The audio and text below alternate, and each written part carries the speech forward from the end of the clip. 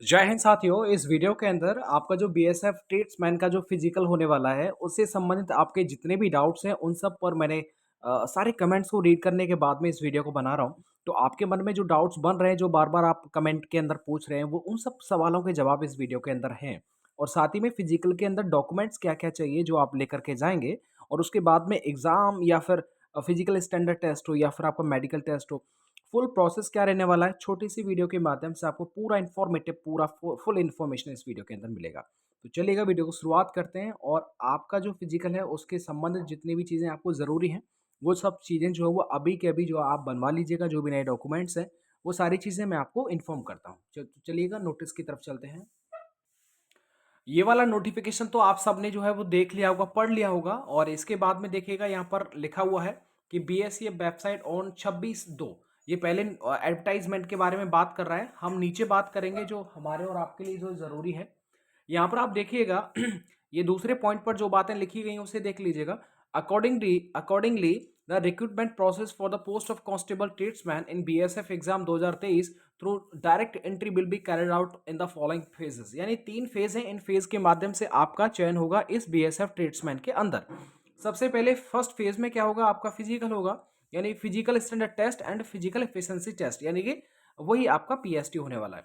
दूसरा जो फेज होगा वो आपका रिटन एग्जाम होगा। रिटन एग्जाम में क्या क्या होगा, कौन सी सब्जेक्ट से प्रश्न आएंगे वो मैं आपको बता दूंगा। तीसरे फेज में डॉक्यूमेंटेशन होगा, ट्रे टेस्ट होगा और मेडिकल एग्जामिनेशन होगा। और उसके बाद में आपका जो है वो चयन हो जाएगा। तो ये 3 प्रोसेस हैं जिनसे आपको गुजरना होगा। और तीनों प्रोसेस के बारे में आप सबको डिटेल में इन्फॉर्म पता चल गया होगा। आपको पता होना चाहिए सेकंड वीक में यहाँ देखो एडमिट कार्ड जो है वो इशू हो चुके हैं आपके फिजिकल के लिए। तो फिजिकल के लिए आपने एडमिट कार्ड डाउनलोड कर लिए होंगे। इसके बाद में वो आगे ये करा कि जो भी कोई नई इन्फॉर्मेशन होगी वो आप इसकी वेबसाइट पर, बीएसएफ की वेबसाइट पर जाकर के आप डायरेक्टली चेक कर सकते हैं। अब हम थोड़ी सी आगे जानकारी पर चलते हैं जो इंपॉर्टेंट है आपके एग्जाम के लिए। अब देखिएगा यहाँ पर फिजिकल में होने वाला क्या है, बहुत कुछ नहीं है लेकिन चीज़ें जो ज़रूरी हैं वो आपको बताना भी मेरी जिम्मेदारी है। यहाँ पर आप देख पाएंगे कि मेल के लिए 5 किलोमीटर का यहाँ पर दौड़ होने वाला है।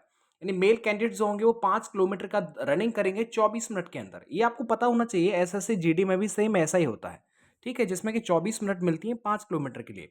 इधर फीमेल के लिए 1600 मीटर का रनिंग होने वाला है 8.5 मिनट के अंदर। तो फीमेल के लिए 8.5 मिनट में 1600 मीटर का रेस करना है। जो इंडियन आर्मी के अंदर जो रेस होता है 1600 मीटर का, बस वही है। यहाँ पर मेल के लिए 24 मिनट का टाइम मिलेगा, दौड़ लगानी है 5 किलोमीटर की। बहुत सारी चीजें अब यहाँ पर आप देख लीजिएगा। जो चीजें यहाँ पर मैं आपको बता रहा हूँ वो इंफॉर्मेटिव है, इसीलिए इन सबको जो हाईलाइट किया हुआ है। इसके बाद में यहाँ पर देखिएगा फिजिकल स्टैंडर्ड टेस्ट के अंदर एक चीज आपको समझ में आ रही होगी। ये आपके कुछ स्टैंडर्ड हैं अलग अलग, मतलब जो या 7 सिस्टर्स के अंदर अलग हाइट ली जाएगी, या फिर हिमाचल प्रदेश है, अरुणाचल प्रदेश है, जम्मू कश्मीर है, लेह लद्दाख है, उन सबसे अलग अलग हाइट जो है वो मांगी जा रही है। लेकिन बाकी चीजें जो है वो एकदम अलग हैं। अब देखिएगा यहाँ पर मेल और मेल की मैं बात करता हूँ। तो मेल के लिए चेस्ट जो है वो एकदम सेम है 75 to 80, ये सब में, यानी कि आप कहीं के भी स्टूडेंट हैं, किसी भी राज्य के, किसी भी केंद्र शासित के, आपका 75 to 80 ये आपका चेस्ट रहना चाहिए। नहीं, नॉर्मल 75 एक्सपेंड करेंगे तो 80 होना चाहिए। इसके बाद में यहाँ पर पता चलेगा आपको मेल कैंडिडेट्स के लिए। अब देखो हाइट वैसे तो सामान्यतः फॉर ऑल कैंडिडेट्स के लिए हाइट 165 मांगी गई है, लेकिन अलग अलग स्टेट्स के लिए अलग अलग बात यहाँ पर कही गई है। वो ये बोलना चाहते हैं। अब देखिएगा दूसरे पॉइंट को आप थोड़ा सा समझ लीजिएगा कि minimum height for all candidates belonging to the schedule type, यानी कि जो एसटी कैटेगरी के जो विद्यार्थी हैं, उनके लिए जो कम से कम हाइट होनी चाहिए वो 160 रहनी चाहिए। लेकिन आगे और जो बातें लिखी गई हैं वो देखिए सेकंड पॉइंट पर देख लीजिएगा।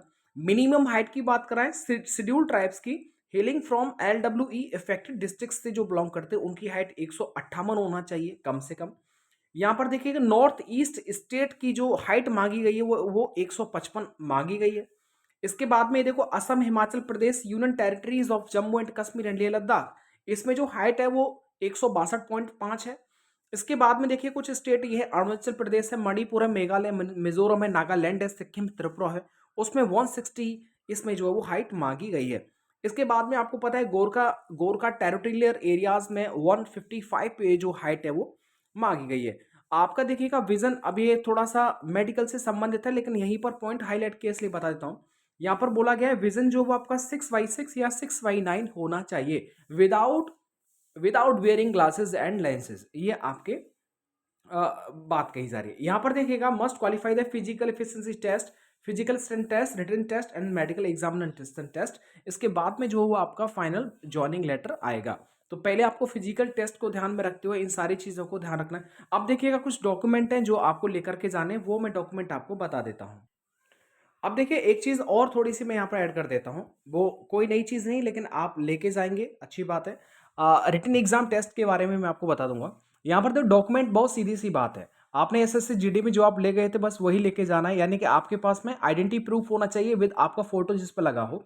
आप आईडी प्रूफ के तौर पर Aadhaar card, PAN card, driving licence हो सकता है या फिर आपका वोटर आईडी कार्ड हो सकता है, पासपोर्ट हो सकता है, ये आप लेके जा सकते हैं। इसके बाद में देखिएगा सारे ओरिजिनल डॉक्यूमेंट्स आपको ले जाने हैं, चाहे वो 10th के हों, 12th के हों। तो जितने भी डॉक्यूमेंट हैं आपके 10th और 12th के, वो आप रख सकते हैं विद ओरिजिनल। तो ओरिजिनल के साथ में आप जो है 3 से 4 फोटोकॉपी करा सकते हैं, वो आपके साथ में रहेंगी। और साथ ही साथ आपके पास में कम से कम 15 से 20 जो फ़ोटोज़ हैं, वो आपके पास में रहनी चाहिए फ़ोटो, ठीक है? फ़ोटो आप निकलवा लीजिएगा। 4 से 5 फोटोकॉपी अपने साथ में रखेंगे तो बेहतर रहेगा, वो आगे भी काम आने वाली है। तो फोटोकॉपी ओरिजिनल्स की सब अपने साथ में रखिएगा। और जो भी जैसे आप एसटी कैटेगरी के कुछ कैंडिडेट्स हैं जिनको अलग से एज रिलैक्सेशन लेना होता है, तो उनका जो फॉर्मेट दिया जाता है वो आपके नोटिफिकेशन में दिया जाता है। तो उस फॉर्मेट में जो भी बातें लिखी गई हैं उनको एक बार रीड करने के बाद में वो फॉर्मेट भी आपको ले जाना पड़ेगा ताकि आपको रिलैक्सेशन मिल सके, ठीक है? और इसके साथ ही में क्या होता है, यानी 10th-12th के आप जो ओरिजिनल डॉक्यूमेंट्स हैं उनके साथ में फ़ोटोकॉपी अपने साथ में आपको रखनी है।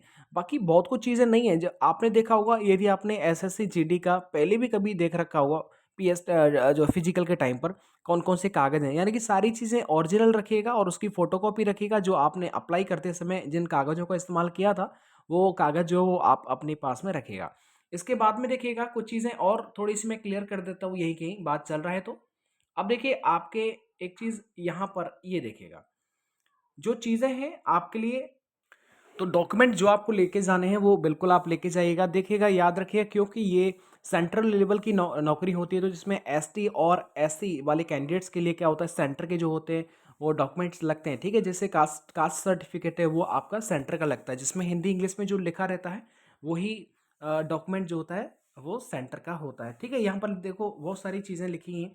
Domicile certificate issued issued by competent authorities, कुछ अथॉरिटीज़ रहती हैं, कुछ अलग-अलग, जैसे 7 सिस्टर्स के अंदर वो इश्यू करती हैं डोमिसाइल सर्टिफिकेट। और इसके बाद में देखिए कास्ट सर्टिफिकेट के बारे में भी यहाँ पर बोल रखा है कि central government and notified the central list of reserve category of GOI. तो यहाँ पर वही, क्योंकि ये देखो केंद्र की नौकरी है, केंद्र के ही जो है इसमें डॉक्यूमेंट जो वो मांगे जाएंगे। देखिए caste certificate issued other than domicile state of candidates will not be considered. आगे कुछ चीज़ें और हैं जो आप एक बार देख लीजिएगा उनको। अब आप यहाँ पर देखेंगे मेथड ऑफ सिलेक्शन, आपका सिलेक्शन प्रोसेस के अंदर रिटन एग्जाम होगा और रिटन एग्जाम में क्या क्या आने वाला है।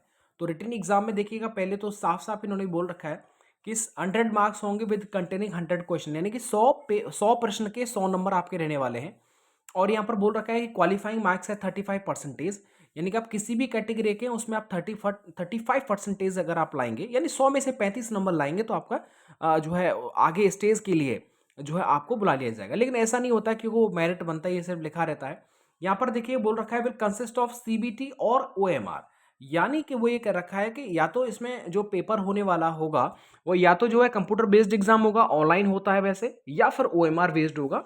अभी यहाँ तक की बात में इसने और लगा रखा है, इसलिए कंफर्म नहीं हो रहा है, ठीक है? तो जो भी होगा वो आपको इन्फॉर्म कर दिया जाएगा। इसके बाद में देखो 100 जो क्वेश्चन आएंगे वो कैसे कैसे आएंगे। देखिए 25 जो क्वेश्चन आएंगे वो जनरल अवेयरनेस यानी जीके के आएंगे। 25 आपका वही मैथमेटिक्स से संबंधित जानकारी के आएंगे। 25 जो है वो एक तरह से रीजनिंग बोल दीजिएगा। और 25 जो आएंगे वो आपके या तो आपको इंग्लिश में नॉलेज चाहिए या फिर हिंदी में चाहिए, basic knowledge of candidates in English और हिंदी। समझ में आ गया? तो इंग्लिश और हिंदी में से 25 प्रश्न आएंगे जो कि आपको करने हैं। सबके लिए 25 नंबर दे रखे हैं और 2 घंटे का टाइम जो है वो यहाँ पर मांगा गया है।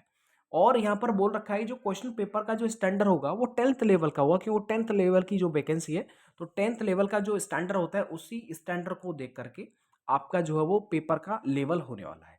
तो फिजिकल के लिए आप सबको बेस्ट ऑफ लक। आप तैयारी करें, 5 किलोमीटर की 24 मिनट से पहले जो है आप इसे क्लियर करने की सोचें और इसके बाद में जब आपका एक बार फिजिकल क्लियर हो जाता है तो इसके बाद में रहेगा आपका एग्ज़ाम और एग्ज़ाम के लिए समय है, पर्याप्त है, आप आराम से जो है वो तैयारी कर सकते हैं। 10th स्टैंडर्ड आएगा, बहुत दिक्कत नहीं आएगी, लेकिन देखिएगा सर्विस बहुत अच्छी है। अब आपके मन में ये भी होगा कि साहब इसमें जो काम-काज है, वो काम वगैरह क्या करना होता है? तो काम का भी यहाँ लिस्ट दे रखा है, काम क्या होगा देखिएगा, जैसे ही आपकी ट्रेड है वैसे आपका ट्रेड टेस्ट होने वाला है। यानी कि आप देखिए अगर आपने कॉबलर के लिए भरा हुआ है, तो कॉबलर में देखिए पॉलिशिंग ऑफ शूज़ यानी शूज़ की पॉलिश करना आना चाहिए, ये ट्रेड टेस्ट में आपका होगा। ठीक है, हैंडलिंग टूल्स, टूल्स को कैसे पकड़ा जाता है पॉलिश के लिए जो इस्तेमाल होते हैं। Cutting, leather, repairing, stitching of shoes यानी कि कॉबलर है शूज़ से संबंधित होगा। टेलर है तो वो टेलर से संबंधित आपसे ट्रेड टेस्ट होगा। वॉशरमैन है तो वही धुलाई-वुलाई के लिए संबंधित होगा। बार्बर है तो आपसे बाल-वाल कटवाएँगे। स्वीपर है तो साफ-सफाई करवाएँगे जैसे cleaning of toilets and bathrooms. Cook, water and waiter इन सब का जो है ट्रेड टेस्ट नहीं होगा। तो ये ट्रेड टेस्ट के माध्यम से आपको ये पता चलता है कि आपका ट्रेड टेस्ट में होने वाला क्या है। तो पहले आप फिजिकल क्वालीफाई करिए, इसके बाद में रिटन एग्ज़ाम होगा, उसके भी संबंधित जो है वीडियो बना दूँगा। आपके मन में अगर if you have any doubt तो आप ज़रूर कमेंट करें ताकि समय रहते आपके डाउट को ख़त्म किया जा सके और आपको जो है सही इन्फॉर्मेशन पता चल सके। वीडियो को लाइक ज़रूर करें, शेयर करें अपने दोस्तों के साथ में, चैनल को सब्सक्राइब करें अगली नेक्स्ट वीडियो के लिए बीएसएफ ट्रेड्समैन से संबंधित के लिए। Thank you.